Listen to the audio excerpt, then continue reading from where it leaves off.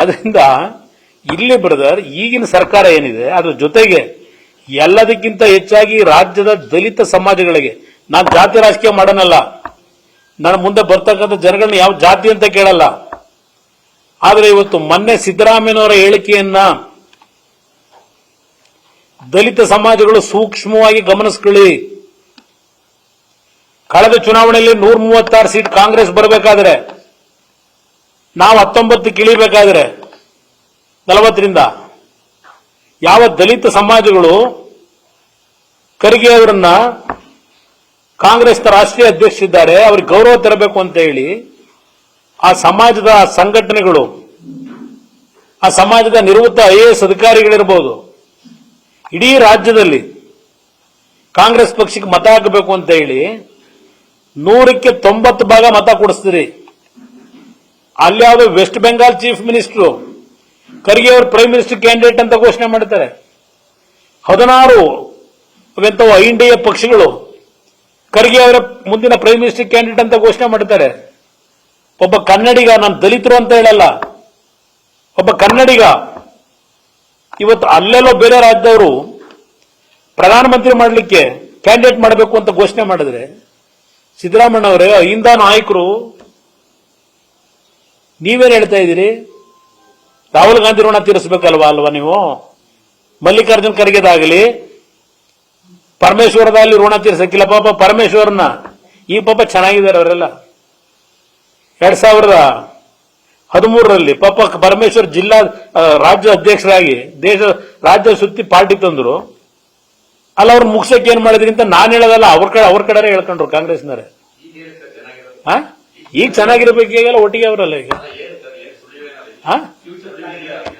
ಗೊತ್ತಿಲ್ಲ ನನಗೇನೋ 3 deputy CM ಬೇರೆ ಮಾಡ್ತೀವಿ ಅಂತ ಹೇಳೋರಲ್ಲ. ಒಬ್ರು ಬೇಡ, ಒಬ್ರು ಕಡಿಮೆ ಇದೆ, 3 ಮಾಡಬೇಕು ಅಂತ ಈಗ ಹೊರಟವರಲ್ಲ.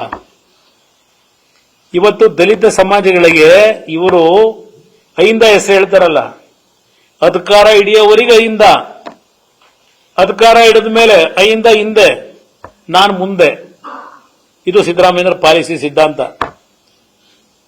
ಇವತ್ತು ಸಂತೋಷವಾಗಿ ಪೂರ್ಣ ಮನಸ್ಸಿನಿಂದ ಒಬ್ಬ ಕನ್ನಡಿಗ ಪ್ರಧಾನಮಂತ್ರಿ ಆಗಲಿ ಅಂತಕ್ಕಂಥದ್ದಕ್ಕೆ ಆಗದು ಬಿಡೋದು ಮುಂದೆ ಹಣೆ ಬರ. ಅಟ್ಲೀಸ್ಟ್ ಅಲ್ಲಿ ಯಾರೋ ಬೇರೆ ರಾಜ್ಯದಲ್ಲಿ ಹೇಳಿದ್ರೆ ಮುಖ್ಯಮಂತ್ರಿಗಳು, ನೀವು ರಾಹುಲ್ ಗಾಂಧಿ ಆಗಬೇಕು ಅಂತೇಳಿ ನೀವು ಹೇಳಿಕೆ ಕೊಡ್ತೀರಿ ಅಂದ್ರೆ ದಲಿತ ಸಮಾಜಗಳು ಇಂಥ ಲೀಡರ್ ಇವತ್ತು ಇನ್ನೂ ನಂಬ್ತೀರಾ? ತೀರ್ಮಾನ ಅವ್ರಿಗೆ ಬಿಡೋಣಂತೆ.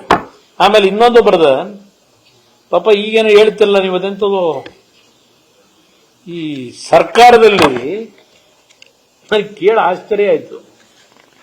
ಇದೆಂತದೋ ಇಲ್ಲಿ ನಾವು ಪ್ರಾಥಮಿಕ ಮತ್ತು ಪ್ರೌಢ ಶಿಕ್ಷಣ ಇಲಾಖೆ ಅಂದ್ರೆ ಅದೇನು ಅಂತ ಏನು ದೊಡ್ಡ ಇಲಾಖೆ ಇಲ್ಲ ಅಂತ ತಿಳ್ಕೊಂಡಿದ್ದೀನಿ ನಾನು.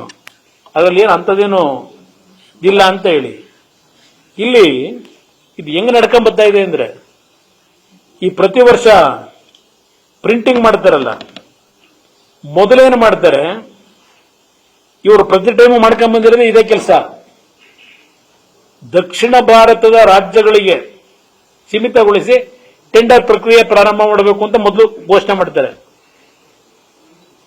ದಕ್ಷಿಣ ಭಾರತದ ರಾಜ್ಯಗಳಿಗೆ ಅಂತ. ಆಮೇಲೆ ಏನ್ ಮಾಡ್ತಾರೆ, ಪಠ್ಯ ಪುಸ್ತಕದ ಸಂಗ್ರಹಣೆಗೆ, ಮುದ್ರಣಕ್ಕೆ ರಾಜ್ಯದಲ್ಲಿನ ಮುದ್ರಣಾಲಯಗಳಿಗೆ ಸೀಮಿತಗೊಳಿಸಿ ಟೆಂಡರ್ ಪ್ರಕ್ರಿಯೆಯನ್ನು ನಿರ್ವಹಿಸಲು ಅನುಮೋದಿಸಿದೆ ಅಂತಾರೆ. ಮೊದಲೇನು ಮಾಡ್ತಾರೆ, ಪ್ರಕ್ರಿಯೆ ದಕ್ಷಿಣ ಭಾರತಕ್ಕೆ ಮಾಡ್ಕೋಬೇಕು ಅಂತ ಹೇಳ್ತಾರೆ ಟೆಂಡರ್ ಪ್ರೋಸೆಸ್ಗೆ. ಆಮೇಲೆ ಈ ಮಧ್ಯದಲ್ಲಿ ಇನ್ ಬಿಟ್ವೀನ್ ಇದೆಯಲ್ಲ, ವ್ಯಾಪಾರ ಪ್ರಾರಂಭ ಮಾಡ್ತಾರೆ. ಇಲ್ಲಿರೋ ಪಾಪ ಸಣ್ಣ ಪುಟ್ಟ ಇಂಥವು ನಡೆಸ್ತಾ ಇದಾವಲ್ಲ ಮುದ್ರಣಾಲಯಗಳನ್ನ, ಅವ್ರ ಕಷ್ಟ ಅವರಿಗೆ ಗೊತ್ತು. ನಿಮಗೆ ಕೊಡಕ್ಕೆ ಎಷ್ಟು ಕೊಡ್ತೀರಿ ಅಂತ ಹಿಡ್ಕತ್ತಾರೆ ಪರ್ಸೆಂಟೇಜ್. ಇವತ್ತು ಇದೇ ರೀತಿಯಲ್ಲೇ ಈ ಸರ್ಕಾರದಲ್ಲೂ ಈಗ ಅನೌನ್ಸ್ಮೆಂಟ್ ದಕ್ಷಿಣ ಭಾರತ ಅಂತ ಮಾಡ್ಕೊಂಡವ್ರೆ, ಸೀಮಿತಗೊಳಿಸಿ ಅಂತ. ಈಗಿನ್ನೂ ನಡೀತಾ ಇದೆ ವ್ಯಾಪಾರ. 287 ಕೋಟಿ ಆರ್ಡರ್ಗೆ ಯಾರೋ ಬೇಡ್ತಾನಂತೆ, ಒಬ್ಬ ದೊಡ್ಡ ಮುದ್ರಣಾಲಯ ಸಂಸ್ಥೆ ಇಟ್ಕೊಂಡಿರೋನು. ಸರ್ ಬಿಗಿ ಮಾಡ್ಕೊಳ್ಳಿ ಸರ್, 10% ಅಲ್ಲ 15% ಕೊಡ್ತಾರೆ, 15% ಕೊಡಕ್ಕೆ ತಯಾರಾಗವ್ರೆ, ನೀವು ಬಿಗಿ ಮಾಡಿ ಓಡ್ಬೋತಾರೆ ನಿಮ್ಮ ಹತ್ರ ಅಂತ ಹೇಳ್ತಾರಂತೆ. ಇದು ಸಿದ್ದರಾಮಯ್ಯ ಕಾಲದಲ್ಲಿ ಬಹಳ ಪಾರದರ್ಶಕವಾಗಿ ನಡೀತಾ ಇದೆ. ಮುದ್ರಣಾಲಯಗಳ ಪರಿಸ್ಥಿತಿ ಇದು. ಯಾರ ಪಾಪ ಬಂದು ನನ್ನ ಹತ್ರ ಏನ್ ಸರ್ ನಮ್ಮ ಮನೆ ಬರ ಈ ಮಟ್ಟಕ್ಕೆ ಇದೀವಿ ಅಂತೇಳಿ ಬಂದು ಹೇಳ್ತಾರೆ.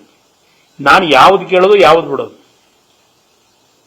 ಕೇಳಿದ್ರೆ ಕುಮಾರಸ್ವಾಮಿಗೆ ಭ್ರಮೆ ಅದಂತ ಬ್ರಹ್ಮ ನಿರಸನ ಇದೆ, ಅಧಿಕಾರ ಸಿಕ್ಕಿಲ್ಲ ಅಂತ ಹುಚ್ಚ ಮಾತಾಡೋದಂಗೆ ಮಾತಾಡ್ತಾನೆ.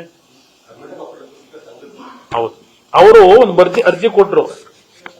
ಅದು ಡಿ ಕೆ ಶಿವಕುಮಾರ್ ಕೊಟ್ಟರೆ ಅರ್ಜಿ. ಇದು ಬ್ರ್ಯಾಂಡ್ ಬೆಂಗಳೂರು ಎಜುಕೇಶನ್ ಅದಂತೂ CSR ಫಂಡ್ ಬೇರೆ ಏನು ಕೊಟ್ಟೇನೋ ಕಟ್ತಾರಂತಲ್ಲ, CSR ಫಂಡ್. ಯಾವ CSR ಫಂಡ್ ಎಷ್ಟು ಬಂದೈತೆ ಗೊತ್ತಿಲ್ಲ. ಈಗ ಮೈಸೂರಲ್ಲಿ ನೋಡಿದ್ವಲ್ಲ CSR ಫಂಡ್.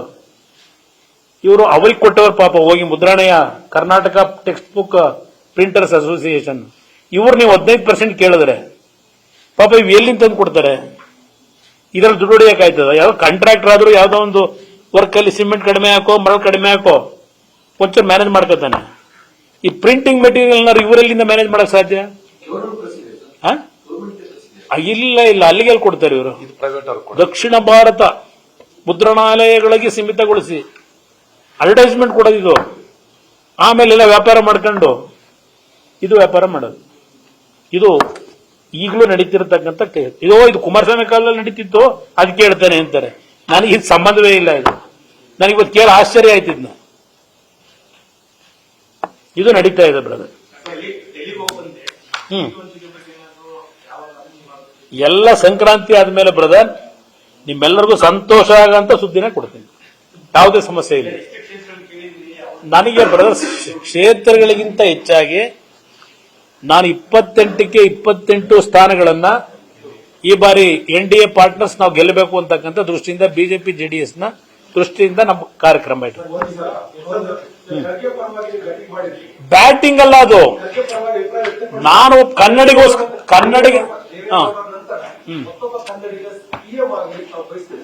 ಇಲ್ಲ, ಕರ್ನಾಟಕದವರೊಬ್ರು PM ಆಗ್ತಾರೆ ಅಂದ್ರೆ ನನ್ನ ಸಣ್ಣತನ ಇಲ್ಲ. ಬಹಳ ಸಂತೋಷ ಇರಬಹುದು. ಆದರೆ ನಾನು ಹೇಳ್ತಕ್ಕಂಥದ್ದು ಅದಕ್ಕೆ ಯಾರು ಅಪಾರ್ಥ ಮಾಡ್ಕೋಬೇಕಾಗಿಲ್ಲ. ನಾನು NDA ಅಲಯನ್ಸ್ ಅಲ್ಲಿ ಇರಬಹುದು, ಆದರೆ ದೇಶದ ರಾಜಕಾರಣ ಏನು ಗೊತ್ತಿದೆ ಈಗ ನನಗೆ. ದೇಶದ ರಾಜಕಾರಣದಲ್ಲಿ ಇವತ್ತು ನೆನ್ನೆ ತಾನೇ ನೋಡಿದೆ, ಉತ್ತರ ಪ್ರದೇಶದಲ್ಲಿ 80ಕ್ಕೆ 80 ನಮ್ಮ ಅಖಿಲೇಶ್ ಯಾದವ್ ನಾನು ನಿಲ್ತೀನಿ, ಕಾಂಗ್ರೆಸ್ ಒಂದು ಸೀಟು ಕೊಡಲ್ಲ, 23 ಕೇಳ್ತಾರೆ. ಅವ್ರು 23 ನಿಲ್ಲ, ಸಾಮರ್ಥ್ಯತೆ ಇದೆಯಾ ಅಂತ ಹೇಳಿ ಅವ್ರು ಪ್ರಶ್ನೆ ಮಾಡ್ತಾ ಇದ್ದಾರೆ. ಅಲ್ಲಿ ವೆಸ್ಟ್ ಬೆಂಗಾಲ್ನಲ್ಲಿ ಕಾಂಗ್ರೆಸ್ 1 ಸೀಟು ಗೆಲ್ಲಲ್ಲ, ಅವ್ರು 1 ಸೀಟು ಕೊಡಲ್ಲ ಅಂತ ಅಲ್ಲಿ ಹೇಳ್ತಾ ಅವ್ರೆ. ಮಹಾರಾಷ್ಟ್ರದಲ್ಲಿ ಏನ್ ಹೇಳ್ತಾ ಇದ್ದಾರೆ? ಇಲ್ಲಿ ಪ್ರಶ್ನೆ ಅವ್ರು ಪ್ರಧಾನಮಂತ್ರಿ ಆಗೋದು ಬಿಡೋದು ಬೇರೆ. ಆದ್ರೂ ಸಂತೋಷವೇ, ನಮ್ದೇನಿಲ್ಲ. ಆದ್ರೆ ಆಗ ಪರಿಸ್ಥಿತಿ ಇಲ್ಲ. ಇವತ್ತಿನ ಗೋವಿಂದ ಕಾರಜೋಳ ಅದನ್ನೇ ಹೇಳೋರಲ್ಲ, ನರೇಂದ್ರ ಮೋದಿ ಅವರು ಪ್ರೈಮ್ ಮಿನಿಸ್ಟರ್ ಆಗ್ಬೇಕಾದ್ರೆ ಜನ ತೀರ್ಮಾನ ಮಾಡೋದು ಎಲ್ಲ ಆಗುತ್ತೆ ಅಂತ. ನ್ಯೂಸ್ ಫಸ್ಟ್, ನಿರ್ಭೀತಿಯಿಂದ ನಿಮ್ಮ ಪರವಾಗಿ.